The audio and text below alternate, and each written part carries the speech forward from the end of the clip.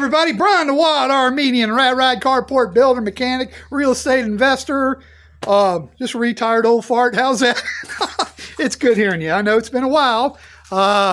Been busy. Been a lot of things happening here. I've been busy being retired. How's that? Of course, you know, I've been working on my old truck. Give you a little update on that. I got the fuel tank in. I still got to do this and that, wire the sending unit.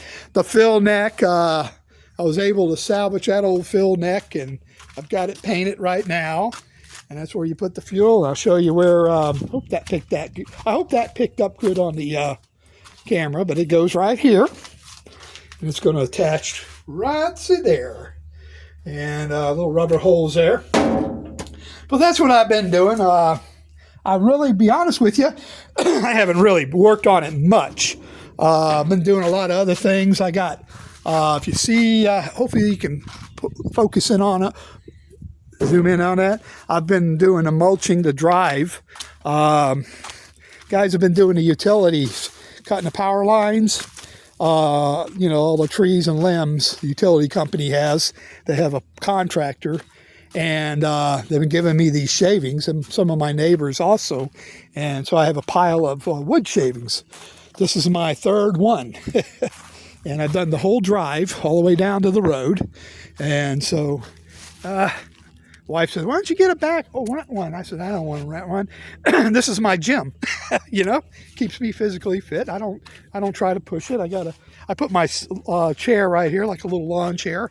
And pitchfork and the old trusty old pitchfork, and it's no big deal. I got to have something to do, so I've been doing that, and we'll make a nice little drive, a little mulch driveway, which is nice. We're planning on working on toward trying to sell the property, and we're going to downsize. And reality is, and the reason why, it's 5 acres. That's a lot of land. Well, we had all kinds of ideas when we were working. We were going to do this and that and this and that. And, you know, my dad used to call them pipe dreams. You know, you sit around and you think of this and that. And, you know, reality of retirement is I haven't done half the stuff I used to think about that I was going to do when I retire. I guess whatever people call it, the bucket list or whatever. And I guess it's kind of like a I call it phases of my retirement, you know, and it's been 1 year and 6 months I've been retired, and I'm adjusting. I was really gung-ho at the beginning, you know, and but I've adjusted, you know, and so I kind of get to the point and get more reality of it and common sense, you know, and those bucket lists, you know, like that truck I just showed you. I spent this month, I think already, I spent probably $400 in parts because I'm restoring it, you know, or whatever. And, but eventually that's going to taper off, I hope, you know. But matter of fact, I did LMC, truck parts. They could sell vintage parts for old trucks. And I think I ordered the last biggest, ooh, look at their part. Talk about a part. Wow. It's a little part in the yard, man. Jeez. But I ordered, I think the last was a gas tank. I believe it is. Yeah, the fuel tank, I mean. So I think that was the last biggest part now that I've ordered. Yeah, I've ordered windshields and stuff like that, and all the glass, and that's already done, you know, on the truck. So, you know, I mean, it's going to taper down. So I guess what I'm getting to, trying to get to is... you know, the month before I spent $400, maybe $300, I don't know, on this truck. But it's, like I said, it's going to taper down on this expense. And having an old classic truck, for me, of course, I'm a mechanic and I'm blessed that way, I understand. But, and you know, and if you, I guess really, if you have some kind of a mechanical, it's a good hobby to get into. It's fun. You go to car shows, hang out, talk to people. And it's something to do, socialize. And so... It's kind of, what I'm going to say is, it's kind of a cheaper hobby once you get done with it. Get done with some of the major expense. I remember, this has been 30 years ago, Hot Rod Magazine had an article about guys running pro streets. Those are cars that like Camaros, Dusters, or whatever, Mustangs, and they got hopped up motors, and they're basically street rods, and then they go to the racetrack, like we got one up here, NHRA sanctioned racetrack up in Gainesville, Florida, and they run on the weekends and drag race each other, and and they can drive to car shows also. And they added this up, and they said in Hot Rod Magazine that actually running those type of cars is pretty inexpensive hobby. And people go, whoa, some of the major now wait a minute now, if you got some top fuel engines, I mean, you could talk upwards to $100,000, $50,000 for motors and stuff. And I'm not talking about that. I'm talking about mostly stock factory type engines that were hopped up a little bit. Guys hopped them up, and and they go out and have fun, and they're not into the big competition. And so that it's a different bracket race, what I'm trying to say. I mean, everything can go to extreme, just like what I'm doing with this truck. Well, sure, I could build a trailer. This is not going to be a trailer queen, this truck. I'm not going to take it to car show. I'm not taking it to SEMA out west, LA Rod Show, whatever. I'm not going to have mirrors under it and all that horse whatever. It's going to be a daily driver or whatever, a knock around, go to car show. I call a beater or whatever. And to that, there's less money in that. Now, if I was going to go to crazy and plate everything in gold and, and this and that, and a $10,000 paint job and a $8,000 interior job, yeah, okay, then that gets expensive. But that's not what I'm going after, It's going to be a cruiser. And besides, I'm not going to take this truck to Walmart with a $10,000 paint job. Hell no. So yeah, it's all in what you want to do, But in a entry, let's call it entry level, okay? An entry level, something to have fun with. Even if the workers out there, father and son, it's a pretty cool thing to do. To have a project also. It's okay to have a project in your retirement too. I know one thing, when that article, getting back to the article in Hot Rod Magazine, I remember, I did a little investigation on my own self on this truck versus, let's say, I'm not a golfer, but let's say I was into golfing, and let's say I golf, 2 times a week. That's $50 a day, up to 18 holes. And in some places, that's not even the golf cart, plus the drinks or the lunch and all that goes with it. So you could run into some major money just golfing. And some areas, even to join a golf club, you could have, I tell you, I looked into this, anywhere from $4,000 to, it depends now. I mean, I've heard $30,000. Yeah, that's high end. But so golfing is very expensive. Boating, fishing, all depends. Now, if you're fishing off the bank, you take a cane pole, whatever. And a lot of seniors, I know in Florida, we don't have to have, after a certain age, you don't have to ever have to buy a hunting or fishing license.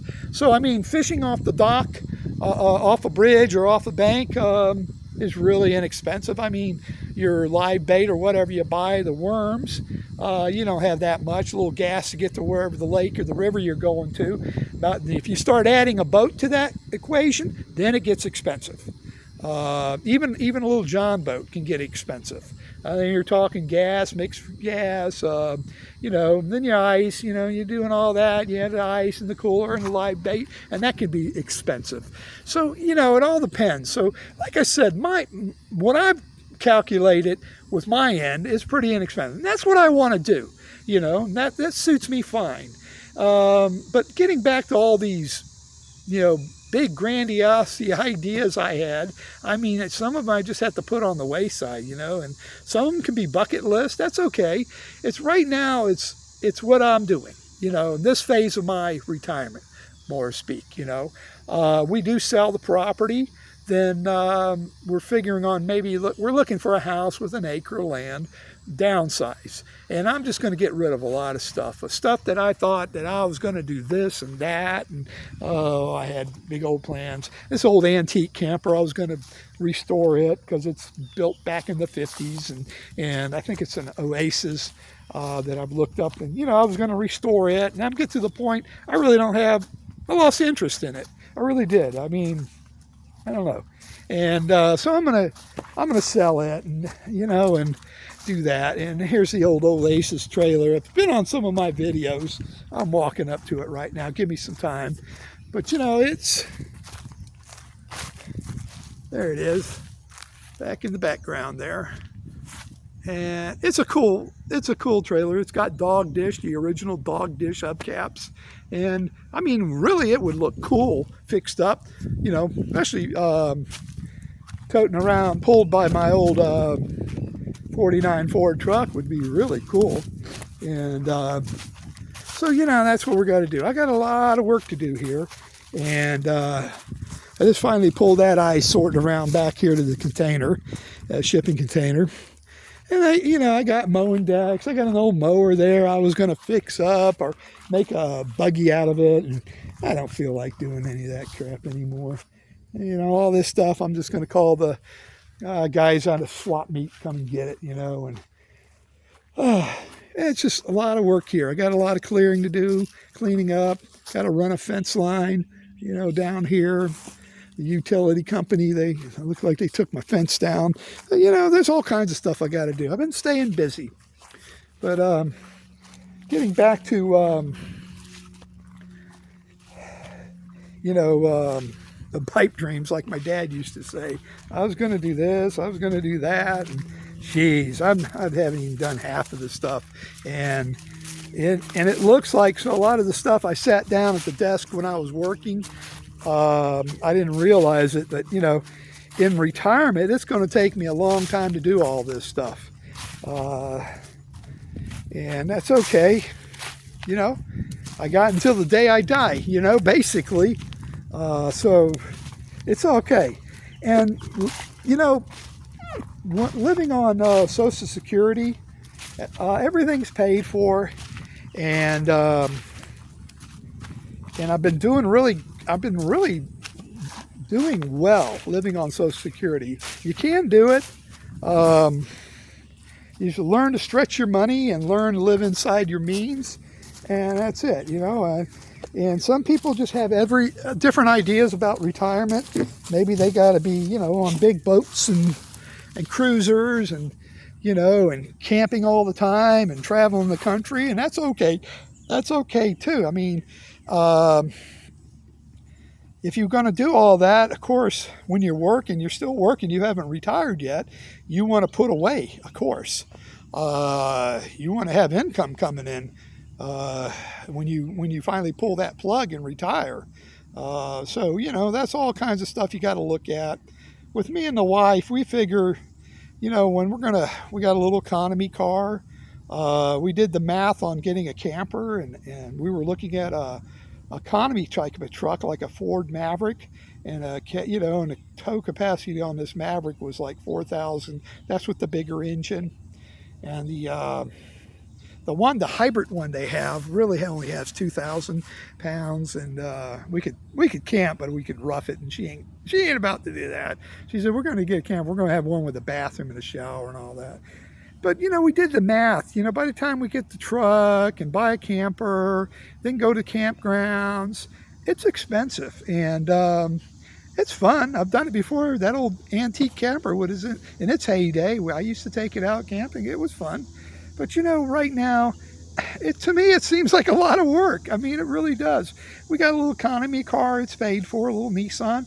Jump in that. We're going to take off. We're going to take off St. Augustine here in about 3 more weeks. I got a room booked. We booked 2 nights and got the extra one free. So 3 nights. 3 nights and 4 days in St. Augustine. And then I don't know. I'm thinking about going to the Space Coast. We're shooting around, going to Maine, I want to get some lobsters. Never been to Maine, so I want to go up there, and that, we'll get motels on the way and just drive, and And then my son's out in Arizona, and my wife's sister's in Illinois. So we're even playing with the idea of going up there, spending a day or two, whatever, with her, and then and her husband, and then we'll take Route 66 to Arizona. Just something I've never done, and so yeah, these are things we're planning on doing. And it's okay. And so my biggest thing, I back in the day when I was working, I was going to get I got this rat ride over here, and I was going to drive that all through the long stretch of Route 66.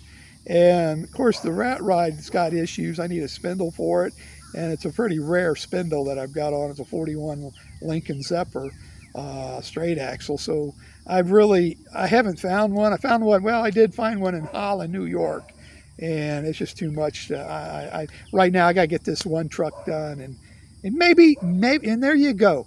And maybe 4 years from now, I'll have the time and find her axle and fix this rat ride and do it. I don't know.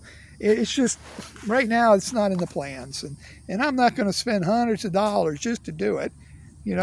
And that could be another phase of my retirement. See, I got all kinds of plans, and some of the plans I've had to put on the back burner, and some of the plans I've had to just accept that I don't know if they'll ever come true, or I'll even do them, or some of them I just don't want to do anymore.